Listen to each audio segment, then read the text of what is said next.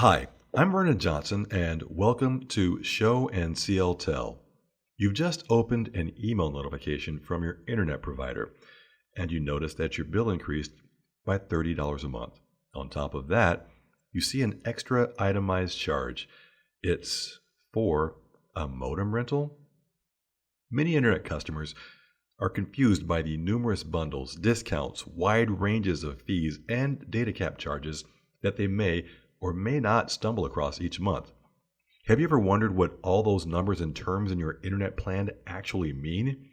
Today, we're unpacking broadband labels, their purpose, what to look for, and how they can help you make smarter decisions in an episode titled Decoding Broadband Labels: What's Behind Your Internet Plan? Here's the issue. In 2022, Consumer Reports did a study. They reviewed over 22,000 broadband bills and found the median price of high-speed internet to be about $75 per month. But here's what else they found, and I'm sure it's no surprise to you: hidden fees, vague pricing, and unclear discounts. All these things make it difficult for customers to understand the true cost of their internet plan. Well, enter the FCC. They took a familiar idea and reimagined it for the broadband industry: nutrition labels. I spoke with CLTEL Plant Operations Manager Brad Emerson, who explained how the broadband labels got their start. The Open Technology Institute initially created the label on a cocktail napkin and called it a Broadband Truth in Labeling. They pitched this initiative to the FCC back in 2009, when the average download speed was 7 megabits per second and the upload speed was 2 megabits. The Institute's aim was to educate customers about the contents of their broadband services and encourage more transparency. And Brad, I did a little homework, and specifically, what did the Institute find or recommend to the FCC? Well, it looks like there were four things. One, which we've already discussed: broadband disclosures are confusing and intimidating. Two, the labels must promote transparency, simplicity, and competition. Then there's a third one: the labels can promote digital equity and other pro-consumer goals. And then four, which, hey, I think we all agree and obviously like. Four, small providers are market leaders in transparency. And Brad, running with this nutrition label idea, the FCC is now requiring broadband companies to post their labels near the point of sale or wherever internet plans are displayed, right? Exactly, VJ. It's just like the nutrition facts on your cereal box. You know exactly what you're getting. Clear labeling and consistent metrics mean you avoid the pitfalls like speeds that you don't actually receive.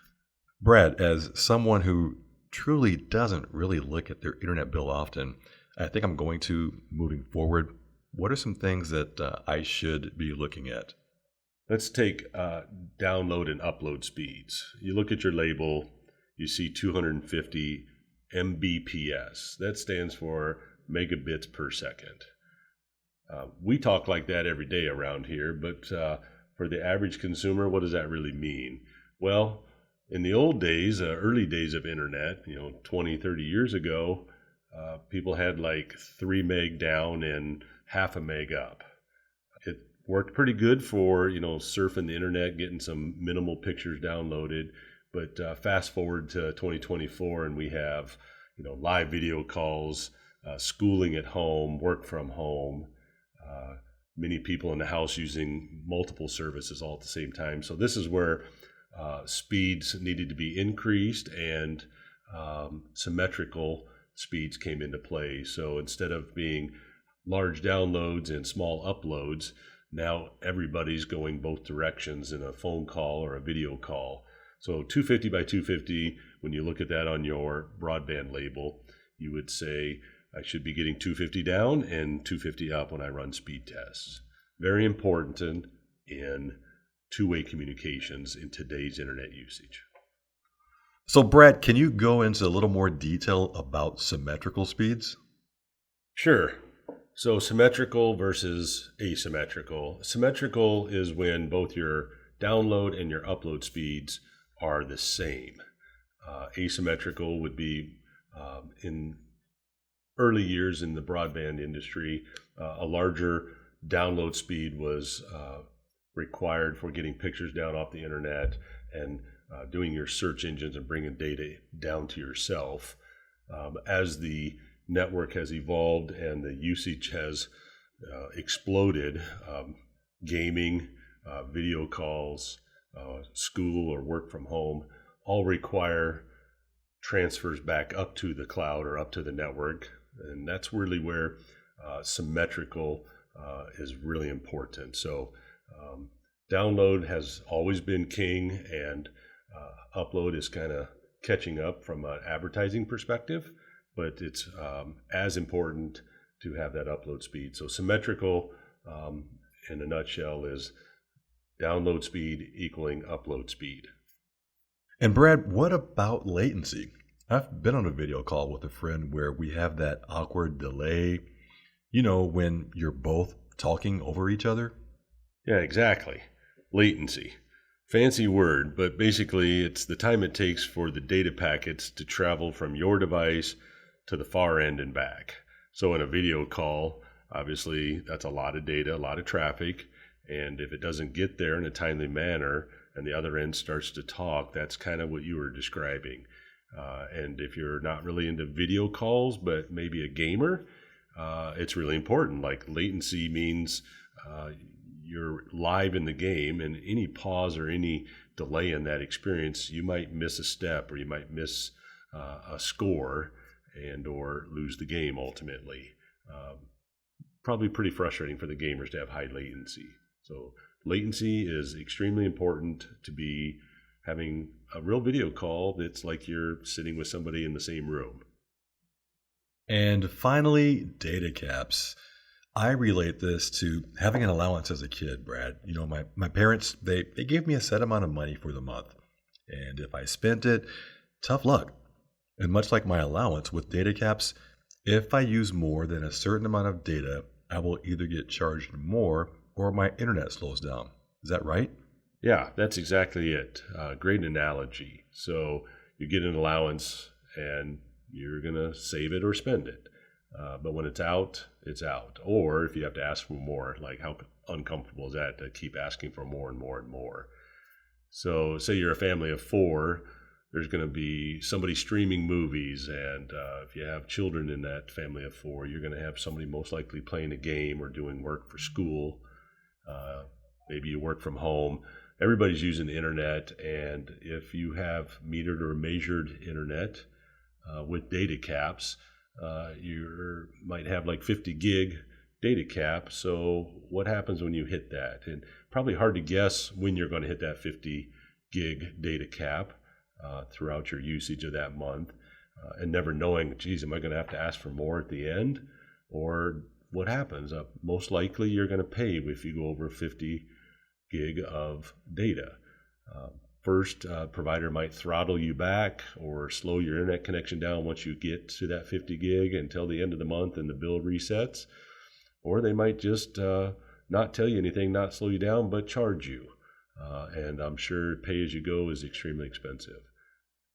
So here at CLTel, we give you great internet connection, symmetrical speeds, but no data caps. We just don't think that's the way we want to do business. All right, so now that we've covered what's on a broadband label and why it matters, Brad, can you talk about how our listeners can use this information to make the right choice for their internet plan? Whether listeners are thinking about switching providers or upgrading their current plan, what are some tips that you can share to save us all from some headaches? Okay, let's jump right in. So of those 5 steps, step 1 would be assessing your needs. So this is where you want to figure out the kind of internet you really need. Are you a heavy user? Do you binge or stream heavily? Do you work from home? Do you have teenagers in the house that are constantly gaming and doing social media? All of these factors would lead up to you making a decision on what you need. Or if you really don't use that much, say you just checking emails, maybe checking social media occasionally in the evenings, that would be much lower demand, or a smaller package would work good for you there. So really just understanding the environment, the use, and the number of people to make that decision. On to step 2, comparing download and upload speeds. Reviewing the download and upload speeds on the broadband label would be a good first start. Understanding, say, a 100 by 100 versus a 1 gig by 1 gig. Download speeds are great for streaming and browsing, but we don't want to forget about the upload speed, especially if you work from home remotely or you send a lot of files up to the cloud. You want to avoid that situation where everything's running smoothly until you try to upload a large file for work, or you do a video call and you don't have it, and your connection is too slow to support it. So don't be just fixated on the download speeds. Uploads are very important too, so you want to make sure you compare those before you make your decision. Step 3, watch out for data caps. Data caps are plans that meter or measure your internet usage. If you're a heavy user, gaming, every night, live, video streaming calls, or even the real gotcha streaming your favorite shows. So a lot of people watch every night. That a data cap might look right, 500 gig, when you're looking at that broadband label, but what does that really mean? So rule of thumb, back when we first started looking at measured and broadband packages, a regular video show in HD for an hour and 20 minutes is about 4.7 gig. So it wouldn't take very many movies to get to 500. 30 days in the calendar for the month, watching 1 or 2 a night would get you there pretty quick. Here at CLTel, we don't use data caps. We don't measure or meter your usage. We want to get you the right bandwidth for your package, for your needs. Step 4, price transparency. You need to factor in all of the little things. So when you look at that broadband label and comparing plans, one plan might look fairly inexpensive right up front, but if you get down into the fine print, equipment rental fees, network charges, installation costs, taxes, it all could really add up quickly to be more expensive than another plan that doesn't look upfront that reasonable. So looking at the broadband label, you want to look for that apples to apples comparison, especially in the fine print with the rental and other additional fees listed. And last but not least, step 5, checking customer service and reliability. You can do research on the internet, social media scores, Google, Facebook, talk to your neighbors. Feel free to call up to the office here if you're considering CLTel as one of your providers. Most of our employees live right here in the Clear Lake and Ventura area.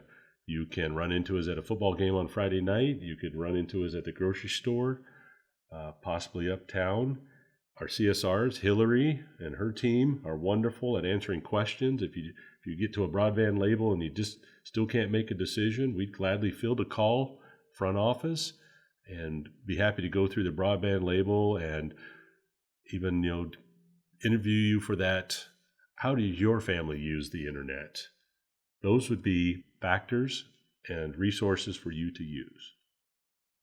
And like Brad said, give us a call. He mentioned Hillary and her team. It's Hillary, Molly, Stacy, and Taylor. He mentioned our techs. Ask them a question while they're out in the field. Tap them on the shoulder when you see them at the football game, or in the grocery store, or in the movie theater. Again, like he said, they've helped customers solve some of the toughest questions, and you may have some as well. We want to ensure that when you look at these broadband labels, we're essentially helping you have the power to make informed choices.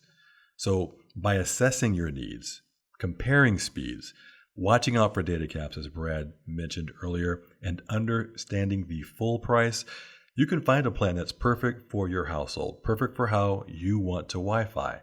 So the next time that you're shopping for internet, don't just go for the cheapest option. Look for the details that matter to your everyday life. Brad, I want to thank you for being a guest, and everyone who's listening, thank you for listening to today's episode titled Decoding Broadband Labels, What's Behind Your Internet Plan. I'm Vernon Johnson, and this is Show and CLTel. Until next time, stay connected.